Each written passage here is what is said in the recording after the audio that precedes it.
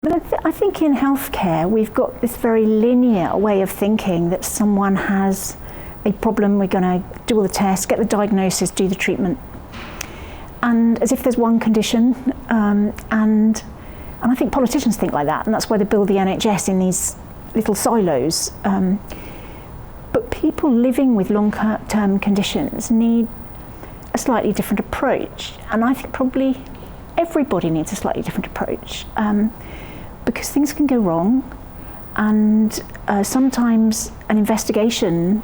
causes more problems than the thing that might be found at the end of it, or sometimes someone gets a test result and they're not going to be able to do something with the answer. So to me it comes down as shared decision making, working with the patient about what they want, and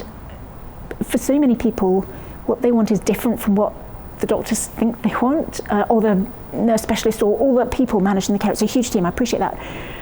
but it's not just, some people don't want kind of all the interventions in order to try and cure this thing if those interventions are going to cause more problems. And I'm quite lucky because, you know, I'm in my 50s and I was quite healthy before I got this, and I was desperate to have everything I could possibly have, including a stem cell transplant, to get as good as I could possibly be. But, you know, so many patients that I deal with are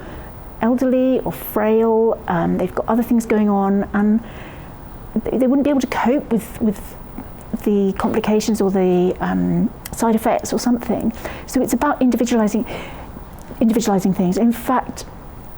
when I was very ill, I got another job because I didn't think I'd go back to work as a surgeon,